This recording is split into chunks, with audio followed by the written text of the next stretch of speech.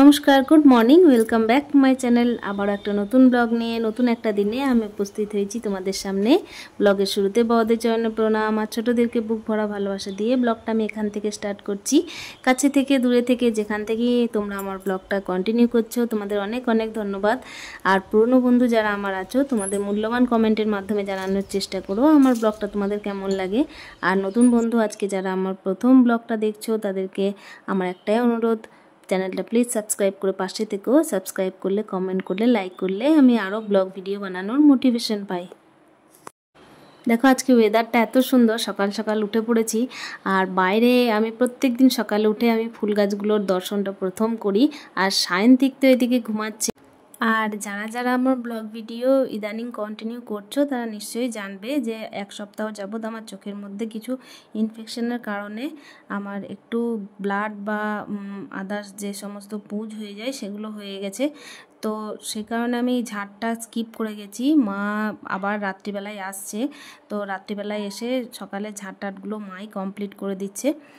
আর এখানে দেখো আমি ঘুম থেকে উঠে যে সমস্ত বাইরের কাজগুলো থাকে সেগুলো টুকটাক করে তারপর এখানে সায়ন্তিককে চলে এসেছি ঘুম থেকে উঠাতে। তো সায়ন্তিকের যেহেতু সকাল সকাল ওর ক্লাস থাকে, আজ আছে ড্রয়িংয়ের ক্লাস, তো ওকে নিয়ে যাব। তারপর আমি বিছানাটা পরিষ্কার করে নেব। অন্যদিন সকাল টাইমে কি হয়, যেহেতু আমাদের পূর্ব দিকে জানলাটা আছে, একদম বেডরুমের জানলা পূর্ব দিকে, তাই বেডের উপরে পুরোটাই রোদ পড়ে। কিন্তু আজকের ওয়েদারটা এত সুন্দর, বেশ রোদ ঝলমলেও আছে, কিন্তু রোদটা প্রচণ্ড পরিমাণে নেই, অথচ গায়ের মধ্যে একটু হাওয়া বাতাস লাগছে। তো সেই জন্য জানলাটা একটু ভালোভাবে খুলে দিলাম, বেশ ভালো লাগছে, সেজন্যই খুলে দিয়েছি আজকে। আর ছেলে এদিকে ঘুম থেকে উঠে পড়েছে, ওকে ওদিকে আমি গরম জলটা দিয়ে দিয়েছি। তারপর গরম জলটা দিয়ে ও বাথরুম ঢুকে গেছে। আমি প্রত্যেক দিন রাত্রিবেলায় গ্যাসটা মুছে নিই, কিন্তু তবুও আমি সকাল টাইমে একটু চলে আসি গ্যাসটা মুছে টুছে, তারপরে চাটা বসানোর জন্য। তাতে রান্নাঘরটা একটু পরিষ্কার পরিষ্কারও লাগে, প্লাস একটু রান্নাঘরের দিকে যেতেও ভালো লাগে। আর এক সপ্তাহ যাবৎ যেহেতু আমার চোখে ইনফেকশনটা প্রচুর পরিমাণে বেড়ে গেছিলো, এখনও পর্যন্ত সেইভাবে ঠিক হয়নি। তাই আমি যে সমস্ত ঝুল টুলগুলো আছে সেগুলো তো না ঝাড়লেও আপাতত যে সরঞ্জামগুলো আমার হাতের কাছে কাজের জন্য থাকে, সেই সরঞ্জামগুলোকে আমি একটু ডিপ ক্লিন করে নিচ্ছি আজকে। একজন হাউসওয়াইফ মানে হচ্ছে হোম মেকার, আর একজন হোম মেকার তার সাথে সাথে একজন মা, এটা একটু চ্যালেঞ্জিংয়ের ব্যাপার। সায়ন্তিক প্রত্যেক দিন সকাল থেকে রাত্রি পর্যন্ত প্রচুর খেলনা, প্রচুর কাগজের টুকরো দিয়ে নৌকা বানিয়ে এই টেবিলের মধ্যে জড়ো করে রাখে, এমনকি পুরো ডাইনিং জুড়েও খেলে বেড়ায় আর ডাইনিং জুড়ে নোংরা করে বেড়ায়। তাই একটু গোছানোর জন্য ঝামেলাটা একটু বেশিই হয়ে যায়। আর আমি এখানে যেহেতু টেবিলটা মুছে নিচ্ছি, সেহেতু চেয়ারটাও মুছে নিচ্ছি। চেয়ারটা মাঝে মাঝে মুছে নিই, কিন্তু আজকে যেহেতু টেবিলটা ভালোভাবে আরও পরিষ্কার করছি, ডিপ ক্লিনিংটা একটু করছি, সেজন্য টেবিলটাও মুছে চেয়ারটা মুছে নিলাম। আর খাটের মধ্যে প্রচুর পরিমাণ ধুলো জমছিল, যেহেতু আমাদের এখানে ফুটবল খেলে বাচ্চারা, সকাল সন্ধ্যা ফুটবল খেলে, তাই খাটটা একটু মুছে নিচ্ছি।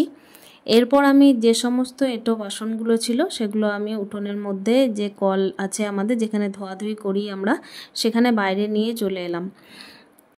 তো তোমরা যারা আমার ব্লগ প্রায় দিন থেকে কন্টিনিউ করছো, তারা অনেকেই জানো যে আমার চোখের মধ্যে সমস্যা চলছে প্রায় এক সপ্তাহ যাবৎ। যেদিন থেকে বর্ধমানে ডাক্তার দেখিয়ে এসেছি সেদিন থেকে আমার চোখের মধ্যে সমস্যা চলছে, এখনও ভালোভাবে সেরে ওঠেনি। কিন্তু ওই যে বললাম, যেহেতু একজন হোম মেকার প্লাস হচ্ছে একজন বাচ্চার মা, তো তাকে একটু না চাইলেও অ্যাক্টিভ থাকতেই হয়। তো সকাল থেকে সায়ন্তিকের কম্পিউটার ক্লাস থাকে, ড্রয়িং থাকে, তো এইসবগুলো সামলে সামলে তারপরে আমি মোটামুটি রান্নাবান্নায় লেগে পড়ি, তার মাঝে একটু স্নান টান হয়। তো এখানে আমি এই যে সবজি টবজি কাটতে বসেছি, সবজির মধ্যে পুঁই ডাঁটা কাটছি, ঝিঙে আছে, আলু আছে, আর আছে কুমড়ো। তো এটা দিয়ে একটা সবজি বানিয়ে নেব। তো এটা এখন আমি করব না, কেন কি আমি সবজিগুলো কেটে তারপর স্নানে ঢুকবো, স্নান থেকে ফিরে এসে পুজো টুজো সেরে তারপরে আমি রান্নার দিকে যাব। কেন কি আমি বাইরের কাজ সেরে তারপরে আগে স্নান করি, তারপর আমি রান্নার দিকে যাই। এর আগে আমি কোনো রান্নার কাজে হাত দিই না। আর প্রত্যেক দিনের ভিডিওতে তোমরা নিশ্চয়ই দেখে থাকবে যে সব থেকে আগে তো আমার বাইরের কাজ সেরে পুজোটা হয়, তারপর আমি রান্নাবান্নায় লাগি। আর সায়ন্তিক এদিকে গেছে ক্লাসে, ক্লাস বলতে ওর হচ্ছে আজকে ড্রয়িংয়ের ক্লাস ছিল, তো ওকে ড্রয়িংয়ের ক্লাসে দিয়ে আসা হয়েছে। আর এখানে আমি স্নান করে রেডি হয়ে চলে এসেছি। ইদানিং একটা জিনিস খুব লক্ষ্য করছি যে কিছু না কিছু যেন হয়েই যাচ্ছে তাড়াহুড়োর মধ্যে। তো এখানে সবজি কাটতে গিয়ে আমি ওটাই তোমাদের দেখাচ্ছিলাম যে আমার আঙুলের ডগাটা একটু বটিতে লেগে কেটে গেছে। তো হাতের মধ্যে একটু লবণ মানে তরকারির লবণ বা একটু সার্ফ জল যদি পাচ্ছে তো একটু হাতটা জ্বালা জ্বালা করছে এই যা। তো আসল মেন উদ্দেশ্যে আসি। আজকে হচ্ছে রবিবারের দিন আমি তোমাদের সাথে আজকে গল্প করতে বসেছি। দেখো আমি সকাল থেকে যে সমস্ত কাজগুলো করলাম তোমাদের সাথে তো সেটা তুলে ধরলাম। এখানে আমি পুজোর বাসনগুলো নিয়ে পুজোর বাসন ধোয়ার পরে মন্দির তো আমি প্রত্যেক দিন পরিষ্কার করি, জানোই তোমরা, আমার আগের ব্লগ যারা যারা দেখেছো তারা নিশ্চয়ই জেনে থাকবে। আর যারা যারা আমার ব্লগটা প্রত্যেক দিন দেখো তারা যেন অতি অবশ্যই তোমাদের একটা মূল্যবান কমেন্টের মাধ্যমে জানানোর চেষ্টা করো, একটু হলেও সময় বের করে জানানোর চেষ্টা করো যে তোমাদের ব্লগ ভিডিও কেমন লাগছে। আমি যেহেতু একজন বিগিনার তাই আমার জানার প্রচণ্ড ইচ্ছা যে আদৌ আমি ব্লগগুলো ঠিকঠাক বানাতে পারছি কি না, তাহলে হয়তো নিজেকে আরও শুধরে নিতে পারবো বা আরও ব্লগ ভিডিও বানানোর মোটিভেশন পাবো। তো সেহেতু তোমাদের কাছে বারবার আমার অনুরোধ যে অতি অবশ্যই তোমরা তোমাদের মূল্যবান সময়ের মধ্যে থেকে একটু সময় বের করে আমাকে একটু জানানোর চেষ্টা করো তোমাদের ব্লগ ভিডিওটা কেমন লাগে। তো এখানে দেখো আমি গোপালের জন্য চলে এসেছি। গোপালকে আমি ঘুম থেকে উঠিয়ে মোটামুটি তার সাজগোজ কমপ্লিট করে দিয়েছি। আর এখানে একটা আতর লাগিয়ে দিচ্ছি গোপালকে, চন্দনের আতর। তো এটা তার খুব ফেভারিট, মানে আমার ফেভারিট মানে হচ্ছে গোপালের, সেটা বোঝার চেষ্টা করি যে হয়তো তারও ফেভারিট। তো এখানে দেখো সায়ন্তিককে আমি ড্রয়িং ক্লাস থেকে নিয়ে চলে এসেছি। ও গেছিলো সাইকেলে, আমি গেছিলাম হেঁটে। আর হাতের অসুবিধা থাকার জন্য আমি ওকে হেঁটে হেঁটেই নিয়ে যাই। ও কিন্তু সাইকেলে চড়েই যায় কিন্তু আমি ওর পিছু পিছু যাই হেঁটে হেঁটে। ওকে ড্রয়িং ক্লাস থেকে নিয়ে এসে আমি এখানে লেগে পড়েছি রান্নায়। আর রান্নায় এই যে কুমড়োর তরকারিটা বসিয়ে দিয়েছি। আর কুমড়োর তরকারি বসিয়ে একদিকে ভাত বসিয়েছি আর একটা ডাল বসিয়েছি প্রেসার কুকারের মধ্যে। আর সামান্য কিছু তরকারি করব, কি কি তরকারি করি সেটা পরে দেখা যাচ্ছে। আর এখানে যে দেখো কুমড়োর তরকারিটা আমি এটা মুড়ি খাবারের জন্য করেছিলাম, তো সেটা আমি তুলে নিচ্ছি। আর ওপরে যে ছাদে কাজ হচ্ছে মিস্ত্রিদের, তাদেরকে একটু মুড়ি খাবার দিয়ে আসতে হবে। তো তার জন্য দেখো মিস্ত্রিরা দেখো কত পরিশ্রম করে নিচে থেকে ওপর পর্যন্ত এই রোদ্দুরের মধ্যে কাজ করছে। মানে সত্যি করে পরিশ্রম ছাড়া কিন্তু মানুষ থাকতে পারে না, মানে পরিশ্রম ছাড়া মানুষ টিকতে পারে না, এটাই হলো আসল ব্যাপার। তো এখানে ওরা একদম প্রচণ্ড রোদের মধ্যে কাজ করছে, তাদের কষ্টটাও খুব কিন্তু। তো যেহেতু আমি একাই এই সমস্ত জিনিসগুলো ম্যানেজ করি, মিস্ত্রি থেকে শুরু করে বাইরের কাজ, ঘরের কাজ, আর আমার মা তো হেল্প করেই সব সময়, আমি বলেই থাকি প্রত্যেকটা ভিডিওতে। তো কিন্তু বাইরে যেহেতু সায়ন্তিকের ড্যাডি থাকে তাই সমস্ত ম্যানেজ আমাকেই করতে হয়। আর এখানে দেখো সায়ন্তিক 10টার সময় যেহেতু ভাত খায়, মানে ডিম ভাত খায়, কখনো ডিম সিদ্ধ দিয়ে ভাত খায়, কখনো হচ্ছে ডিম অমলেট দিয়ে ভাত খায়, তো ওর জন্য অমলেট বানিয়ে নিচ্ছি। তারপর ওকে আমি ভাতটা খাইয়ে দেবো। আর ভাতটা খাওয়ানোর পরে 10টার সময় ভাত খাওয়ানোর পরে ও একটু খেলতে যায়, তো এটা আমি ওকে প্রত্যেকদিন ছেড়ে দিই।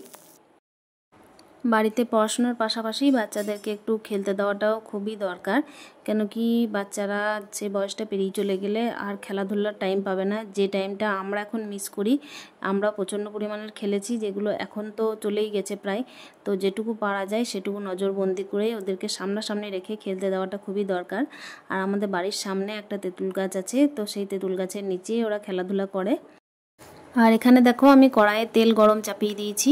কিছু মাছ আছে, হচ্ছে তোমার পোনা, আর একটা আছে মৌরলা মাছ। তো সেই মৌরলা মাছ আর পোনা মাছগুলো ভেজে রেখে দেবো শুধুমাত্র, কেন কি মা ওই বাড়ি থেকে ফোন করেছিল যে ওখানে চিকেন হয়েছে, তাই চিকেন দিয়ে পাঠাবে। তো আজকে চিকেনের ঝোল দিয়েই মোটামুটি খাওয়া দাওয়া হবে, আর মাছটা শুধুমাত্র ভেজে তুলে রেখে দেবো।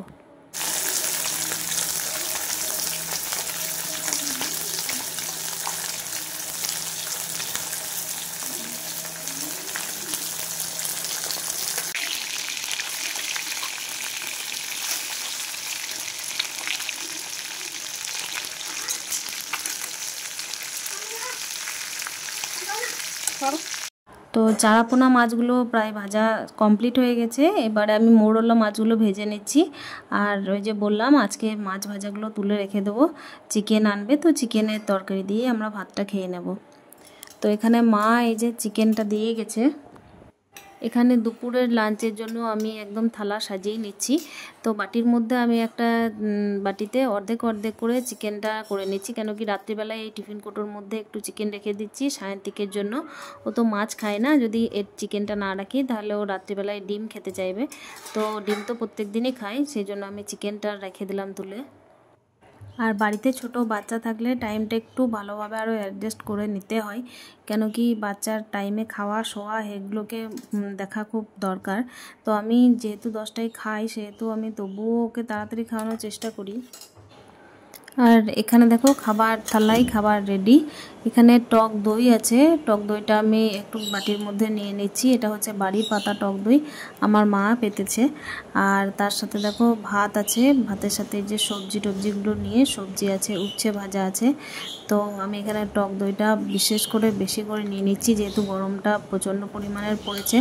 আর বাকিটা আমি ফ্রিজের মধ্যে ভরে রেখে দেবো তারপরে লাঞ্চের জন্য। আর এদিকে সায়ন্তিক একটু জোর করছিল যে বাড়ির ভেতরে খাওয়ার জন্য, মানে বেডরুমের মধ্যে খাওয়ার জন্য। তো এখানে দেখো চিকেন আছে, ডাল আছে, টক দই, উচ্ছে ভাজা আর হচ্ছে একটা সবজি।